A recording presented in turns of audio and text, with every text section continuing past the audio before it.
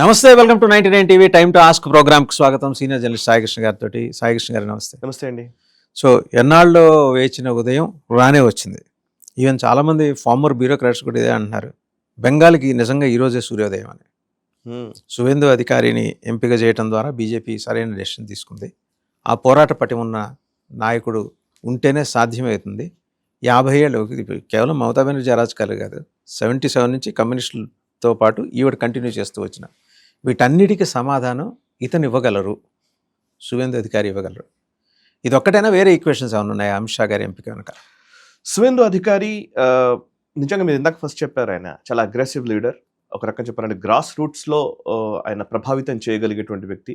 బెంగాల్ మొత్తం ఆయన ప్రభావం ఉంటుంది. అండ్ మమతా బెనర్జీ ప్రభుత్వాన్ని ఫామ్ చేయడానికి కీలకమైనటువంటి నందిగ్రామ్ పోరాటంలో కీలక బాధ్యతలు నిర్వర్తించినటువంటి వ్యక్తి. అంతేకాదు ఇప్పుడు భారతీయ జనతా పార్టీ శ్రేణుల్ని నడిపించడంలో కానివ్వండి, అంటే మమతా బెనర్జీని ఎదుర్కోవాలంటే అనేక కేసులు, కొట్లాటలు, రకరకాల ఆల్మోస్ట్ వాళ్ళ మీద థ్రెట్స్, బెదిరింపులు మాత్రమే చంపేయడాలు. 300 పైచిలకు మంది బీజేపీ కార్యకర్తలు చనిపోయారు. నేను అమిత్ షా చెప్తున్నారు అక్కడ స్పీచ్లో. అంటే మామూలుగా రికార్డెడ్ ఇంతమంది అయితే అట్లా కాకుండా ఎంతమంది మీద దాడులు జరిగి ఉంటాయి, ఇంజురీస్ ఎన్ని అయి ఉంటాయి, ఎంతమంది పైన అత్యాచారాలు జరిగి ఉంటాయి, ఎన్ని కుటుంబాలు విచ్ఛిన్నం అయిపోయి ఉంటాయి. ఇక్కడి నుంచి బంగ్లాదేశ్కి హ్యూమన్ ట్రాఫికింగ్ ఎంత జరిగి ఉంటుందో కదా. సో అట్లాంటి ఒక చాలా కష్టమైనటువంటి ఒక యుద్ధ వాతావరణంలో ఒక శ్రేణిని, ఒక బీజేపీ పార్టీ లాంటి ఒక పార్టీని నడిపించినటువంటి వ్యక్తిగా సువేందుకు పేరుంది. సువేందు ఒక్కడేనా అంటే ఇంకా చాలా మంది దాంట్లో ఉన్నారు. Even Shramik Bhattacharya party president కావచ్చు, అంతకుముందు దిలీప్ ఘోష్ కావచ్చు, అండ్ సెంట్రల్ లీడర్షిప్ కావచ్చు, వీళ్ళందరూ ఉన్నారు. కానీ సువేందు ఎందుకు అనంటే మమతా బెనర్జీని వ్యక్తిగతంగా ఆమెకు డైరెక్ట్ ఫైట్ ఇచ్చినటువంటి వ్యక్తి. ఆమెను తన సొంత నియోజకవర్గంలో ఓడగొట్టారు, ఆయన నియోజకవర్గంలో ఆయన గెలిచి ఆమెను ఓడగొట్టారు.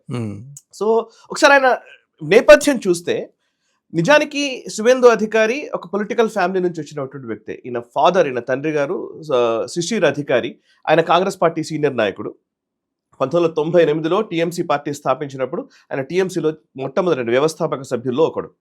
కాంగ్రెస్ని విభేదించి టీఎంసీ పార్టీని మమతా బెనర్జీ స్టార్ట్ చేయడం 1998లో జరిగింది. సో ఆయన 1998లో ఆయన ఈవెన్ సువేందు అధికారి కూడా టీఎంసీలో జాయిన్ అయ్యాడు. సో ఈయన మొత్తం ఓవరాల్ ఈయన కెరీర్ ఎలా జరిగింది అంటే 1995లో 1995లో మొట్టమొదటిసారి ఆయన కాంతి మున్సిపాలిటీ నుంచి కౌన్సిలర్గా ఎన్నికయ్యాడు 95లో. ఆ తర్వాత 2001 ఎలక్షన్స్లో పోటీ చేశాడు, అసెంబ్లీకి పోటీ చేశారు. ముక్బేరియా అనే ఒక అసెంబ్లీ నియోజకవర్గంలో, పూర్వ మెదినీపూర్ డిస్ట్రిక్ట్లో. బేసికల్లీ వీళ్ళ ఫ్యామిలీ సువేందు అధికారి కానీ అండ్ తండ్రి రిప్రజెంట్ చేసినటువంటి కాన్స్టిట్యుయెన్సీస్ కానివ్వండి, అదంతా కూడా ఈ పూర్వ మెదినీపూర్ అంటారు.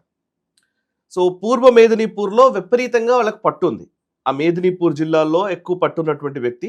అండ్ ఈయన 2001లో ఓడిపోయారు అసెంబ్లీకి పోటీ చేసి. 2004లో పార్లమెంటుకు పోటీ చేశారు తామ్లుక్ కాన్స్టిట్యుయెన్సీ నుంచి, లోక్సభ కాన్స్టిట్యుయెన్సీ నుంచి. అప్పుడు కూడా ఓడిపోయారు ఆయన. కానీ 2007కు వచ్చేసరికి ఆయన రైజ్ మొదలైంది.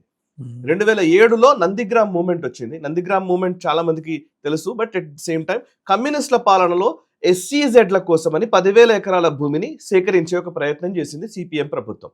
మీరు ఎందుకు SCZ అన్నానంటే SCZలకు వ్యతిరేకంగా అదే సమయంలో మన తెలుగు రాష్ట్రాల్లో కమ్యూనిస్టులే పోరాడారు వ్యతిరేకంగా. బట్ అదే కమ్యూనిస్ట్ ప్రభుత్వం అక్కడ SCZల కోసం భూసేకరణ చేయాలని నందిగ్రామ్ మూవ్మెంట్ ని ప్రత్యక్షం కవర్ చేశారండి. మీరా వెళ్ళారా? Okay, very nice. అదే సో ఆ టాటా ఫ్యాక్టరీ నుంచి తీసుకురావడం 10,000 ఎకరాల భూమి. దానికి ఈయన ఏంటంటే ఈయన ఒక కమిటీ ఉంది, భూమి ఉచ్ఛేద్ ప్రతిరోధ్ కమిటీ అని, టీఎంసీకి సంబంధించిన ఒక కమిటీ. ఆ కమిటీ వేశారు. కమిటీని ఈయన హెడ్ చేశాడు, ఈయనే లీడర్. సో 2007లో ఈ పోరాటాన్ని నడిపించినటువంటి వ్యక్తిగా ఈయనకు పేరుంది. మీకు అక్కడికి వెళ్ళుంటారు కాబట్టి నందిగ్రామ్ మీకు తెలుసు. నందిగ్రామ్ అది ఉండేది కూడా కరెక్ట్గా కోస్టల్ బెల్ట్లో ఉంటుంది. కోస్తా ప్రాంతం అది. కిందకి హుగ్లీ రివర్ ఉంటుంది అండ్ సముద్రం నుంచి, ఆ హుగ్లీ రివర్ నుంచి సముద్రంలో కలిసేటువంటి భూభాగంలో నందిగ్రామ్ ఉంటుంది. నందిగ్రామ్కి కొంచెం పైకి డైమండ్ హార్బర్ ఉంటుంది. డైమండ్ హార్బర్ అభిషేక్ బెనర్జీ ఇలాఖా. సో ఇప్పుడు మన ఫాల్టా ఏదైతే మనము కాన్స్టిట్యుయెన్సీ ఇప్పుడు రీపోల్ జరుగుతుందో అది అక్కడే ఉంటుంది. సో ఈ తామ్లుక్ లోక్సభ కాన్స్టిట్యుయెన్సీ పరిధిలోనే నందిగ్రామ్ వస్తుంది. సో తామ్లుక్ నుంచి ఆయన 2009లో లోక్సభకు గెలిచారు. అండ్ 2014లో తామ్లూక్ లోక్సభ అభ్యర్థిగా నిలబడి టీఎంసీ తరపున గెలిచాడు. 2009లో కమ్యూనిస్ట్ పార్టీ కీలక నాయకుడైనటువంటి లక్ష్మణ్ సేథ్ని ఓడించారు. ఆయన చాలా సీనియర్ నాయకుడు, కమ్యూనిస్ట్ నాయకుడు. ఆయన్ని ఓడించి ఈయన లోక్సభలో అడుగుపెట్టారు. సో ఆయన ప్రస్థానం కూడా అక్కడి నుంచి మొదలైంది. 2009, 2014 లోక్సభకు గెలవడము. అండ్ 2011లో మమతా బెనర్జీ ప్రభుత్వం ఏర్పడింది. మొదటి ప్రభుత్వంలో ఆయన మంత్రివర్గంలోకి వెళ్ళలేదు, కానీ రెండో ప్రభుత్వం 2016లో జరిగిన అసెంబ్లీ ఎలక్షన్స్లో ఈయన నందిగ్రామ్ నుంచి పోటీ చేశారు. సో నందిగ్రామ్లో 2016లో విజయం సాధించారు. అండ్ 2021కి వచ్చేసరికి అదే నందిగ్రామ్ నుంచి మమతా బెనర్జీ పోటీ చేయడంతో ఆమె వచ్చి నేను సరే ఈ ప్రాసెస్ మొత్తంలో 2020లో ఆయన బీజేపీలోకి రావడము, బీజేపీలోకి వచ్చిన తర్వాత 2021లో జరిగిన అసెంబ్లీ ఎన్నికల్లో నందిగ్రామ్ ఆయన సొంత నియోజకవర్గం కాబట్టి ఆ మేదినీపూర్ జిల్లా మొత్తం ఆయనకు పట్టు ఉంటుంది. అండ్ అంతేకాదు నందిగ్రామ్ మూమెంట్ జరిగిన తర్వాత, ఆ మూమెంట్ టైంలో ఆ తర్వాత 2011లో మమతా బెనర్జీ ప్రభుత్వం ఏర్పడడం కోసం జంగల్ మహల్ రీజియన్ మొత్తానికి ఈయన ఇన్ఛార్జి చేశారు. సో జంగల్ మహల్లో ఏమేమి వస్తాయంటే పూర్వ మేదినీపూర్, పశ్చిమ మేదినీపూర్, పురూలియా, బంకురా, ఈ 4 జిల్లాలు వస్తాయి. ఈ 4 జిల్లాలకి ఈయన ఇన్ఛార్జ్. సో ఆయనకి ఏమైందంటే కేవలం పూర్వ మేదినీపురే కాదు, మొత్తం జంగల్ మహల్ రీజియన్ మొత్తం ఆయన పట్టు సంపాదించడానికి అవకాశం దొరికింది. అండ్ ఆయన దాన్ని నిలుపుకున్నారు కూడా. 2020లో బీజేపీలో చేరిన తర్వాత 2021లో ఆయనకు అసలు ఎటువంటి అది లేదు, ప్రభావం లేదు. ఇది మమతా బెనర్జీ వల్ల వచ్చినటువంటి పాపులారిటీ సువేందు అధికారికి అని నిరూపించడం కోసం మమతా బెనర్జీ ఆయనకు ఛాలెంజ్ చేశారు. ఛాలెంజ్ చేసి ఆయన నియోజకవర్గంలోకి వచ్చి ఆయననే ఓడిస్తాను అని చెప్పి నందిగ్రామ్కి వచ్చి పోటీ చేశారు. అది బెడిసి కొట్టింది. 2021లో మమతా బెనర్జీ నందిగ్రామ్లో ఓడిపోయింది, కానీ పూర్తిగా టీఎంసీ అధికారంలోకి వచ్చింది 2021లో. 21 నుంచి 26 వరకు ఆయన ఎల్పీ లీడర్గా పనిచేశారు. 26కు వచ్చేసరికి వచ్చిన ఫలితాలు ఇప్పుడు ఎందుకు మమతా ఈయన సువేందు అధికారిని ఎందుకు పిక్ చేసి ఉంటారు అని అంటే కనుక ఆయన స్ట్రైక్ రేట్ చెప్తాను మీకు. ఆయన స్ట్రైక్ రేట్ ఎంత సూపర్గా ఉందనేది. నేను ఇందాక చెప్పాను 4 జిల్లాలని, పూర్వ మేదినీపూర్, పశ్చిమ మేదినీపూర్ అండ్ పురూలియా, బంకురా, ఈ 4 జిల్లాల్లో 2021లో బీజేపీ ఫలితాలు లేదా టీఎంసీ ఫలితాలు, 2026లో వచ్చిన ఫలితాలు రెండింటికి బేరీజ్ వేస్తే 2021లో పూర్వ మేదినీపూర్లో మొత్తం 16 నియోజకవర్గాలు ఉంటే బీజేపీకి 7 వచ్చాయి, టీఎంసీకి 9 వచ్చాయి. అదే ఇప్పుడు 2026లో క్లీన్ స్వీప్, 16కు 16 నియోజకవర్గాలు బీజేపీ గెలిచింది. అండ్ ఆయన సొంత జిల్లా ఇది. పశ్చిమ మేదినీపూర్లో బీజేపీ 2 స్థానాలు, టీఎంసీ 13 స్థానాలు గెలిచింది, మొత్తం 15 స్థానాలు. ఇప్పుడు రివర్స్ అయిపోయింది. బీజేపీ 13 గెలిచింది, టీఎంసీ కేవలం 2కు పరిమితమైంది. అండ్ పురూలియాలో మొత్తం 9 నియోజకవర్గాలు ఉంటే 6 బీజేపీ, 3 టీఎంసీ గతంలో గెలిచాయి. ఇప్పుడు 9కి 9 బీజేపీయే కైవసం చేసుకున్నారు. Clean sweep almost. అండ్ బంకురాలో మొత్తం 12 స్థానాలు ఉంటే బీజేపీ 8 గెలిచింది గతంలో, అండ్ టీఎంసీ 4 గెలిచింది. ఈసారి 12కు 12 బీజేపీ గెలిచింది. ఓవరాల్గా ఈ 4 జిల్లాల పరిధిలో 52 నియోజకవర్గాలు ఉంటాయి, అసెంబ్లీ నియోజకవర్గాలు. 52లో 50 బీజేపీ గెలిచింది 2026లో. ఇప్పుడు మొన్న జరిగిన ఎలక్షన్స్ 50 బీజేపీ గెలిచింది, 2 మాత్రమే తన ప్రాంతం మీద మంచి పట్టు, తన ప్రాంతంలో పూర్తి పట్టు సంపాదించగలిగారు. అండ్ అఫ్ కోర్స్ ఇదే వెస్ట్ మేదినీపూర్ నుంచి దిలీప్ ఘోష్ కూడా ఉన్నారు. అఫ్ కోర్స్ దిలీప్ ఘోష్ ప్రభావం కంటే కూడా సువేందు అధికారి వెరీ ఇన్ఫ్లుయెన్షియల్. అండ్ అది మాత్రమే కాదు, ఈయన మీద ఇప్పుడు మొన్న ఆయన ఎలక్షన్ అఫిడవిట్ లో 2026 అసెంబ్లీ అఫిడవిట్ లో ఆయన రాశారు 35 కేసులు ఉన్నాయి ఆయన మీద, క్రిమినల్ కేసులు. ఎక్కడ ఈ క్రిమినల్ కేసులు నిజంగా అంటే కనుక అన్ని ఈ మధ్య కాలంలో పెట్టినవే, ఆయన బీజేపీలోకి వచ్చినప్పటి నుంచి పెట్టినటువంటి కేసులే. సో అంటే అర్థం చేసుకోవచ్చు ఆయన ఎంత వేధించడానికి ట్రై చేశారు. సో మమతా బెనర్జీ అయితే అసలు సువేందు అధికారి పేరు చెబితేనే అగ్గి మీద గుగ్గులం అయ్యేదట. ఆమె పేరు కూడా వినడానికి ఇష్టపడేది కాదట. బికాజ్ ఆమెకు ఒక అప్రతిహతంగా ఆమె విజయాలు నమోదు చేస్తూ పోతున్నప్పుడు ఆయనకి ఎదురొడ్డి ఒక మనిషి నిలబడడం అంటే మామూలుగానే ఎవరు ఒక బీజేపీ జెండా పట్టుకున్నా చంపేసిన సందర్భాలు ఉన్నాయి, కొన్ని వాళ్ళని కొట్టి వాళ్ళని చాలా గాయాల పాలు చేసిన సందర్భాలు ఉన్నాయి, ఆడవాళ్ళని ఎత్తుకుపోయిన సందర్భాలు ఉన్నాయి, అండ్ వాళ్ళని బెదిరించిన సందర్భాలు ఉన్నాయి, ఎన్నో ఉంటాయి.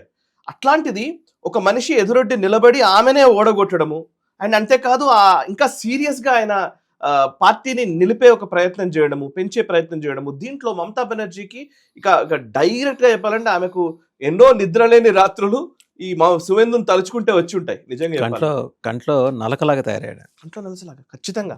సో ఇప్పుడు అదొకటే కాదు, అండ్ ఇప్పుడున్న పరిస్థితుల్లో ఎందుకు సువేందు తీసుకుని ఉంటారు అంటే కనుక ఇంకో కీలకమైన అంశం చెప్తున్నారు. నిన్న అమిత్ షా మాట్లాడిన దాంట్లో కూడా చెప్తున్నది ఏంటంటే, నంబర్స్ ఒకవైపు ఓకే, ఆయన స్ట్రైక్ రేట్ బాగుంది, ఆయన విజయం సాధిస్తూ వస్తున్నారు, అండ్ పొలిటికల్ అక్యుమెన్షిప్ అదంతా పక్కన పెడితే ఆయన ఇంతకు ముందు ఆయన మినిస్టర్గా పనిచేసిన అనుభవం ఉంది ఒకటి. రెండోది ఏంటంటే ఈ టీఎంసీ వ్యవహార శైలి, వాళ్ళకు ఉన్నటువంటి అనుపానులు తెలిసినటువంటి వ్యక్తి, వాళ్ళని హ్యాండిల్ చేయడం ఎలాగో స్పష్టమైన అవగాహన ఉన్నటువంటి వ్యక్తి. ఈ రోజు లా అండ్ ఆర్డర్ చాలా ముఖ్యమైన అంశం. నేను అక్కడ ఉన్నటువంటి కొంతమంది ఆర్ఎస్ఎస్ ప్రచారకులతోటి వాళ్ళతోటి మాట్లాడుతున్నాను. అసలు అక్కడ ప్రజలు ఏం కోరుకుంటున్నారు, అక్కడ ఉన్నటువంటి కొంతమంది జర్నలిస్ట్తో కూడా మాట్లాడారు. వాళ్ళు ఏమంటారంటే అండి, మీరు మన దగ్గర ఏం నడుస్తాయంటే ఇచ్చిన హామీలు నిలబెడతారా లేదా, వాళ్ళు నెరవేరుస్తారా లేదా అనేది ఒకటి ఉంటుంది. రెండు, మాకు అభివృద్ధి చేస్తారా లేదా, ఇట్లాంటివి మనం మాట్లాడతాం న్యాచురల్గా. కానీ అక్కడ సంక్షేమ పథకాలు అభివృద్ధి కాదు, law and order. First law and order. అక్కడ మామూలుగా ఇళ్లలో ఎలా చెప్తున్నారంటే మా అమ్మాయి ఇంట్లో నుంచి బయటకు వెళ్తే మళ్ళీ సేఫ్గా ఇంటికి వస్తే చాలండి, ఫస్ట్ అట్లాంటి వాతావరణం క్రియేట్ అయితే చాలు, మిగతా అన్ని తర్వాత అన్న పరిస్థితికి వచ్చారు. అంటే మనిషి బతికితే చాలనే పరిస్థితి వెస్ట్ బెంగాల్లో నెలకొంది. అట్లాంటి దాన్ని ఇప్పుడు ఇవాళ వాళ్ళ మొదటి టార్గెట్ కూడా లా అండ్ ఆర్డర్ 100%. రెండోది ఘుస్పేటియా, ఎవరెవరైతే చొరబాటుదారులు వచ్చారో వాళ్ళని డిపోర్ట్ చేయడము, ఆ పని. అండ్ ఇంతకుముందు మనం కూడా డిస్కస్ చేసాము, సెక్యూరిటీ విభాగాలకి అండ్ లోకల్ పోలీస్కి మధ్య ఒక గ్యాప్ క్రియేట్ చేసింది మమతా బెనర్జీ. లోకల్ పోలీస్ ఎప్పుడు సమాచారం ఇచ్చేవాళ్ళు కాదంట. నేషనల్ సెక్యూరిటీ ఏజెన్సీస్ ఏదైనా అడిగితే ఎన్ఐఏ కానీ, లేకపోతే ఎన్ఫోర్స్మెంట్ డైరెక్టరేట్ కావచ్చు, లేకపోతే ఏదైనా వీళ్ళు అండ్ టెర్రరిస్ట్ కార్యకలాపాల మీద వర్క్ చేస్తున్నటువంటి వాళ్ళు ఎవరు ఏ ఇన్ఫర్మేషన్ అడిగినా ఇచ్చేవాళ్ళు కాదట. లోకల్ పోలీస్ మాకు తెలియదని సరే తాత్సారం చేయడము, అండ్ అక్కడ ఇన్ఫిల్ట్రేషన్ జరుగుతుంది అన్నప్పుడు, టెర్రరిస్టులు లోపలికి వస్తున్నారు అన్నప్పుడు, ఇక్కడ ఏదో ఒక డంప్ ఎక్కడో ఉంది అన్నప్పుడు లా అండ్ ఆర్డర్ వాళ్ళ చేతిలో ఉంటుంది. కాబట్టి న్యాచురల్ ఇక్కడ కూడా మనం చూస్తూ ఉంటాం. ఇప్పుడు నేషనల్ హోమ్ మినిస్ట్రీ నుంచి ఏం చేస్తారంటే, ప్రతి రాష్ట్రంలో లా అండ్ ఆర్డర్ని పర్యవేక్షించడం బాధ్యతలో, ఎక్కడైనా ఇంటెలిజెన్స్ హెచ్చరికలు ఉన్నా ఏదన్నా ఉన్నా ఇమీడియట్ గా స్టేట్స్ కి ఇన్ఫార్మ్ చేస్తారు. స్టేట్స్ రియాక్ట్ కావాలి, తదనుగుణంగా పాలిటిక్స్ పక్కన పెట్టేసి వాళ్ళు రియాక్ట్ కావాలి. నిజానికి మన రాష్ట్రాల్లో ఉంటుంది అది, అట్లాంటి మెకానిజం మన దగ్గర ఉంటుంది. ఎంత రైవలరీ ఉన్నా కానీ, అక్కడ బీజేపీ ప్రభుత్వం ఉంది, ఇక్కడ టీఆర్ఎస్ ప్రభుత్వం ఉన్నా, ఇక్కడ కాంగ్రెస్ ప్రభుత్వం ఉంది, అక్కడ బీజేపీ ప్రభుత్వం ఉన్నా, లేదా అక్కడ కాంగ్రెస్ ప్రభుత్వం ఉండి ఇక్కడ వేరే ప్రభుత్వం ఉన్నా, ఎప్పుడు కూడా ఇది ఉండదు. మన దగ్గర కొంచెం ఆ ఇచ్చిపుచ్చుకునే ధోరణి ఉంటుంది, లా అండ్ ఆర్డర్ పర్యవేక్షించుకునే ధోరణి ఉంటుంది. కానీ వెస్ట్ బెంగాల్ అట్లా లేదు, పూర్తి పొలిటిసైజ్ అయిపోయింది అనమాట. పూర్తి పొలిటిసైజ్ అయిపోయి, అది కూడా ఓటు బ్యాంక్ అయిపోయి, ఇప్పుడు ఆ మాల్డా ముర్షిదాబాద్ జిల్లాలో బాంబులు తయారు చేస్తున్నటువంటి ఆల్మోస్ట్ కుటీర పరిశ్రమ లాగా చేస్తున్నారు. ఫార్మర్ డీజీపీ చెప్తున్నారండి, షేక్ షాజహాన్ అయితే ఆయన ఇంటి నుంచి బంగ్లాదేశ్ 3 సొరంగాలు దోకున్నట్టు. ఆయనకి 3 భార్యలు ఉన్నారు, ఇంటి నుంచే 3 భార్యలు ఉన్నట్ట, 3 ఊళ్ళల్లో ఉంటారు, ఎప్పుడు కావాలనుకుంటే అప్పుడు దర్జాగా వెళ్ళి వచ్చేసారు. అలాంటి పరిస్థితి ఇంటి నుంచి పెరట్ నుంచి లోపల నుంచి వెళ్తుంది. మరి మామూలుగా అయితే బార్డర్ సెక్యూరిటీ అనేది వాగులు నదుల కింద నుంచి మనం. సో అందుకే ఇట్లాంటి చాలా జరుగుతున్నాయి. కాబట్టి అంటే ఇంకోటి మీకు రీసెంట్ గా వచ్చిన ఆర్టికల్ ఒకటి ఉంది ఏంటంటే, ఇప్పుడు మనకు ఆ కింద ఇందాక మనం చెప్పిన చూసారు బాంకురా కానివ్వండి, ఆ పక్కన ఉన్నటువంటి మాఝీ జిప్ కానివ్వండి, లేకపోతే ఈ పక్కన ఉన్నటువంటి డైమండ్ హార్బర్ కానివ్వండి, హుగ్లీ రివరు, లేకపోతే ఈ గంగా నదికి సంబంధించినటువంటి పాయలుగా కిందకి విడిపోతుంది. సో ఆ నదులు వచ్చే టైంలో ఆ చిన్న చిన్న వాటర్ వేస్ ఉంటాయి, ఆ రివర్ ఫ్రంట్స్, దాని నుంచి చాలా మంది ఇన్ఫిల్ట్రేటర్స్ ఇప్పుడు ఈ బంగ్లాదేశ్ నుంచి వచ్చేవాళ్ళు డైరెక్ట్ గా బార్డర్ నుంచి కాకుండా ఇట్లా కూడా వస్తారు, ఇట్లాగే వస్తున్నారు ఎక్కువ మంది ఈజీగా. సో అందుకే వాళ్ళని ఆపడం కోసం ఏం చేయాలి అని అంటే, ఎంత ఆపినా కుదరట్లేదని మొన్న చెప్పారు కదా ఆయన, మొసళ్ళు పాములు. ఇప్పుడు మొసళ్ళు పాములను వదులుతున్నారు, మొత్తం మొసళ్లను పాములను వదలాలని చెప్పి నిర్ణయం తీసుకున్నారండి. ఎందుకంటే మరి ఆపలేకపోతున్నారు. సో అంటే అట్లాంటి పరిస్థితులు ఈ రోజు ఉన్నాయి. కాబట్టి మేబీ సువేందు అధికారి మొదటి టార్గెట్ లా అండ్ ఆర్డర్, మొదటి టార్గెట్ అదే. రెండోది డిపోర్టేషన్ అండ్ ఇల్లీగల్ గా వస్తున్నటువంటి వాళ్ళని ఆపడం, అండ్ ఇక్కడ ఉన్న వాళ్ళని పంపించేయడం, తరిమేయడం అంతేలేండి, డిపోర్ట్ చేయడం ఫస్ట్. సో చూద్దాం.